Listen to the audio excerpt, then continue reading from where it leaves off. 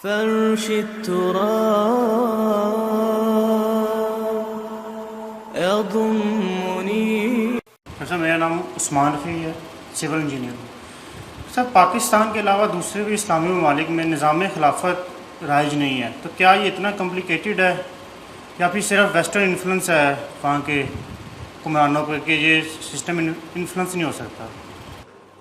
اصل مسئلہ اسلامی نظام کے کمپلیکیٹڈ ہونے کا نہیں ہے. اصل مسئلہ کیا ہے کہ کفر دنیا پر فیصلہ کن طور پر غالب ہے، سیاسی اعتبار سے، فکری اعتبار سے. اب جو مسلمان آپ شمار کر رہے ہیں 1.5 ارب، ان میں سے کتنے ہیں کہ جو اسلام کو ایک دین کی حیثیت سے ماننے کو تیار ہو؟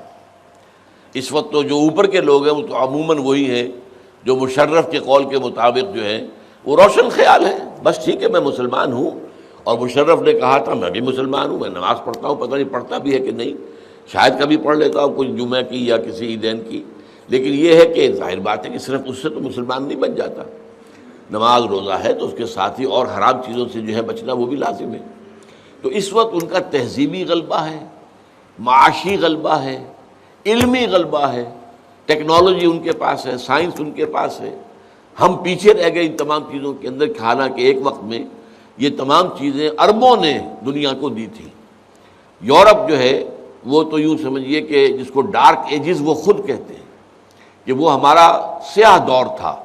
علم کی بات ہی نہیں تھی، نہ سائنس کی تھی، نہ فلسفے کی تھی، نہ ٹیکنالوجی کی تھی.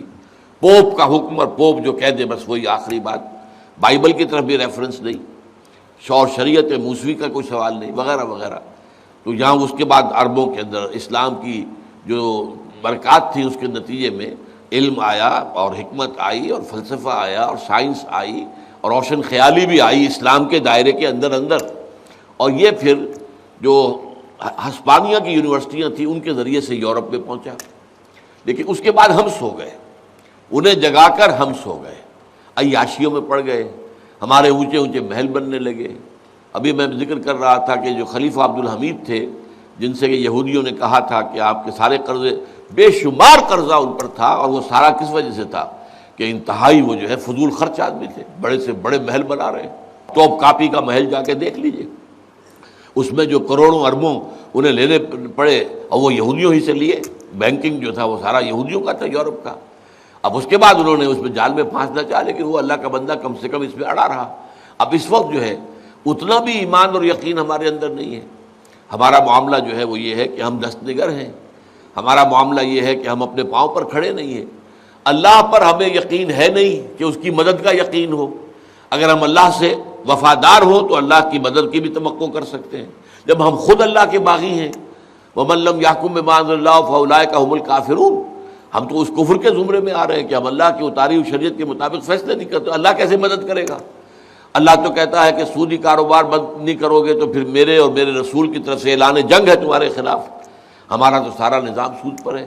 تو یہ اسلامی نظام جو ہے اس کے ناقابل عمل ہونے کی بات نہیں ہے، بلکہ کفر کا دباؤ ہے، غلبہ ہے. اور جو اس وجہ سے ہوا ہے کہ اللہ تعالیٰ کی نگاہ میں ہم مجرم ہیں کہ ہم نے اپنے ہاں اسلامی نظام قائم نہیں کیا، اس کی سزا ہے جو مل رہی ہے. اب یہ ظاہر بات ہے کہ اس کو ہم ایک جد و جہد سے، محنت سے، مشقت سے، قربانیوں سے، حضور اور صحابہ کے نقش قدم پر اور آپ کے طریقہ کار پر عمل کرتے ہوئے اگر کسی ایک ملک میں اسلام کے نظام کو دکھا دے دنیا کے سامنے اور پھر انہیں دعوت دے، come and see with your own eyes this is Islam.